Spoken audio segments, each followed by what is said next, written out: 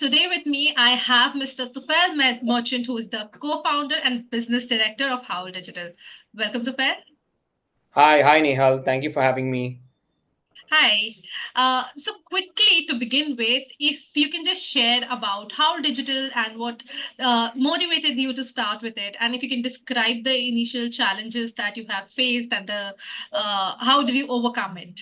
So, I think we started Howl with an objective to really add impact or drive impact for businesses and brands with respect to their top line and bottom line. Having had my own startup before, I started Howl, which was in the home maintenance services space, much like Urban Company.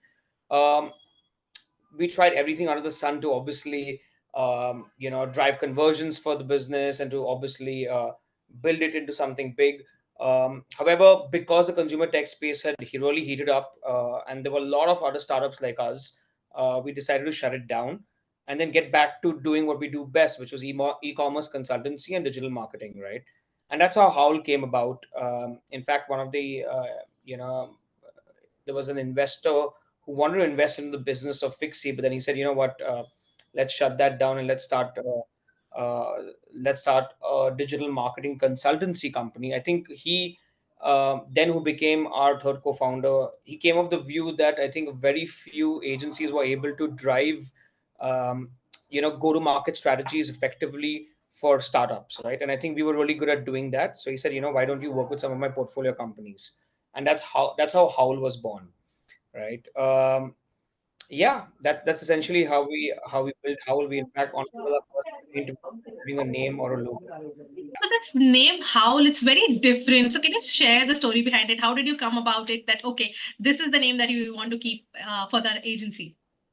So I think firstly, both Nabil and I are obsessed with four-letter word brand names. So our previous company was also called Fixie, Fixy, which meant if you want to fix something, just book a Fixie now.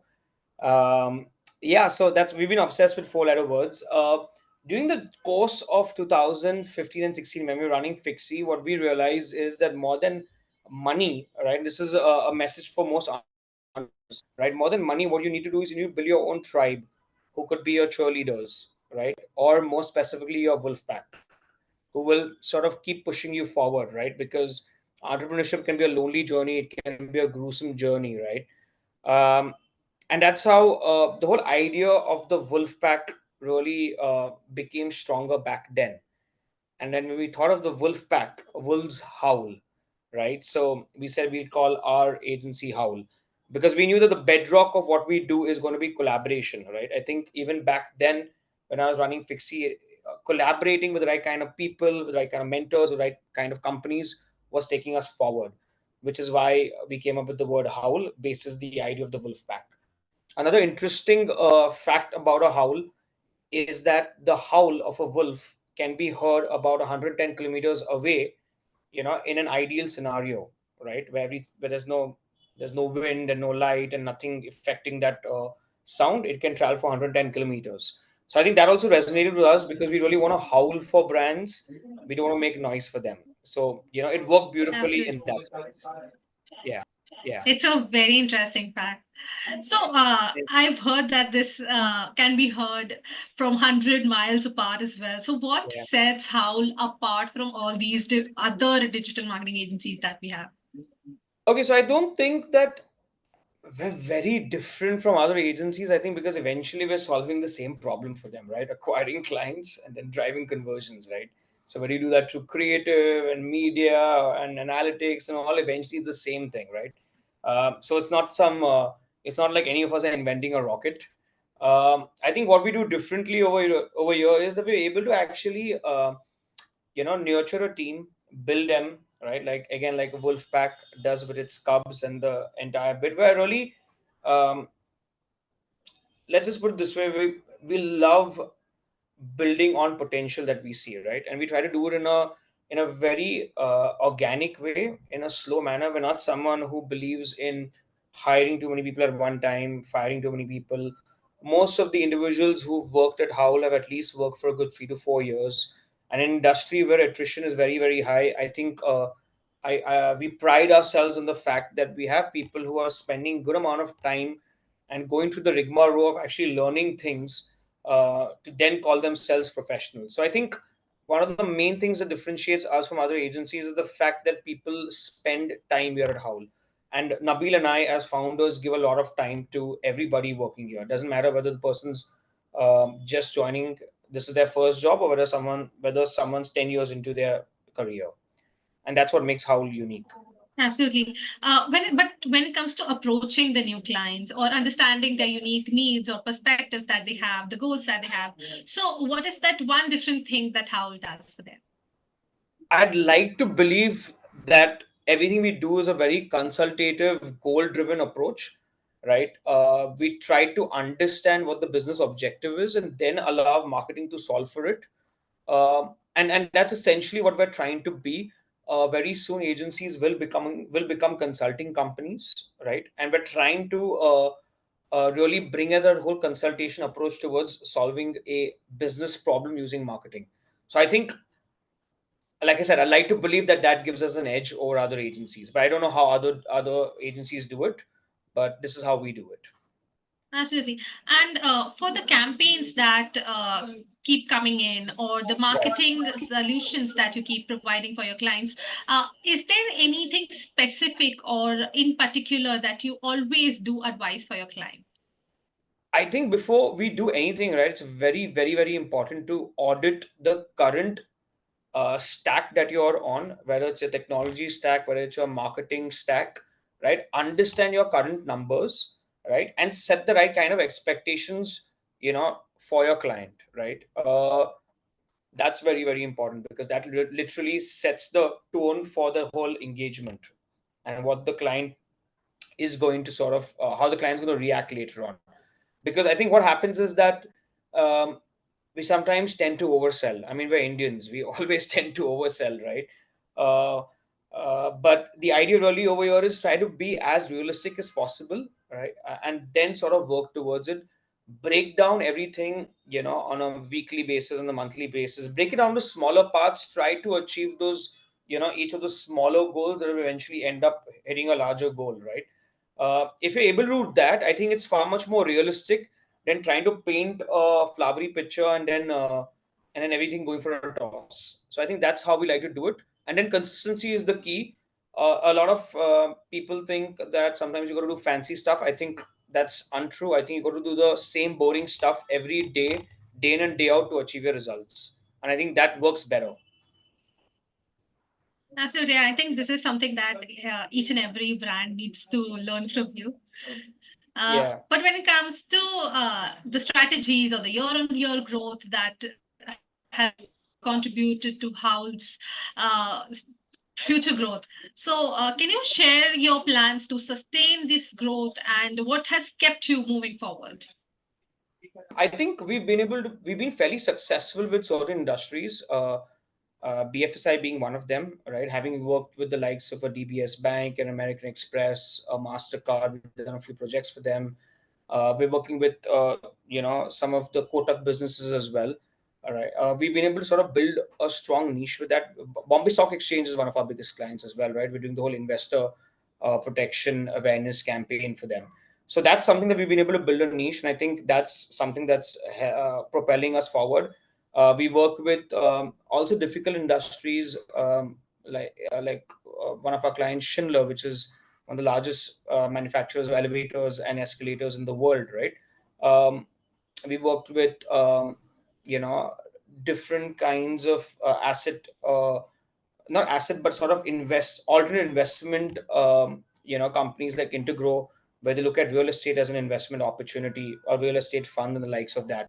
So I think what we've been able to do is really pick up difficult clients and sort of build uh, ideas and marketing solutions for these companies, right? And I think because we were able to really work with such I wouldn't use the word difficult industries, but they're not typical consumer driven industries like an FMCG brand or a lifestyle or a fashion brand. I think that's where we become really attuned to what a client wants, and that's allowing us to sort of propel forward. Because essentially, it I'm not saying it's easy to market for an FMCG brand, but it's something that a lot of people easily understand. right? An FMCG brand or a clothing brand or any of those, right? When you're looking at BFSI, you're looking at the ACE industry, which is architectural, construction, engineering, or you're looking at other complex industries. You've got to put in some time and energy to be able to really understand how that works. For both brands and agencies to sign the self-declaration certificate. So, what are the challenges that agencies are facing? What are the things that you have done for your set of clients? How are you dealing with it? So I think, first of all, even the entire thing has been so vague and ambiguous that it's really put everybody into a state of dizzy. I think what we've done is we first notified our clients and intimated them uh, about this particular regulation. And what we're trying to do over here is sort of help them and guide them through the process of building maybe a framework or a or an SOP to sort of adhere with that.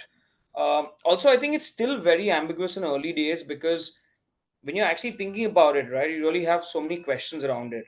Number one is that when it comes to digital, um, is your website or advertising what do you call asset, or is it an owned asset, right? Is what you're putting on your social media, whether it's Instagram, whether it's Facebook, any of your what do you call platforms, is it whatever content you put on that, is it an ad, or is it your own content?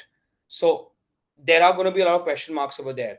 The other thing is, right, and don't quote me on this, but if you actually go to the website, right, you will be able to see so many brands and all of the stuff that they've uploaded, which means as an advertiser, I'll be able to see if a particular competitor brand is going to be launching a new brand campaign, 3-4 days in advance or 5 days in advance, right? And as a competitor brand, if I know that my competitor is launching something, launching a campaign about a week in advance, I can easily combat that campaign. So there is a lot of privacy issues with something like that as well. So I think what we need to do is get the clients legal teams to speak and figure out what needs to be done over here, and we try to keep giving our clients information and helping them sort of build out that framework for implementation of the same. Got it. And if you can share some of the key goals and vision that Howl has for the year 2024 and 2025, and how do you plan to achieve it? I think our key goal and ambition over here, it's a very numbers driven goal, so I'm not going to reveal that on this interview yet. But the aim is always to sort of onboard clients, pick up bigger mandates, look at the entire bit rather than looking at piecemeal services, for our clients. We like to work with most of our clients in a long term capacity. Um, you know, we've worked with all clients for minimum 3 years and 4 years. So essentially, building out those long partnerships is what we're looking forward to, and yeah, just doing interesting work along the way, all the time. I think that's our goal. And what are your future plans for Howl to howl much louder to be heard in 500 to 1,000 miles apart? So I think obviously growing the team, getting onboarding clients, across different sectors as well. Um, but the other aspect would be is, can we build out something that becomes proprietary to Howl, right? Within the AI space, is it something that we're looking at from a product POV, or just sort of maybe a methodology to be able to sort of implement something, and that becomes proprietary to us, is something that we're looking at, right? And the moment we can then take that and actually sort of replicate it across clients, that's when we know we've been able to do something that can be scaled.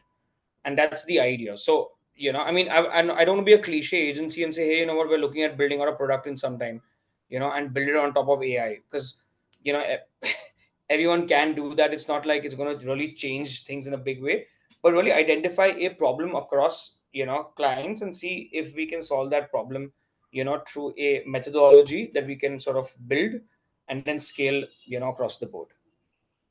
All right, I think that's all with the questions. Thank you so much. Awesome.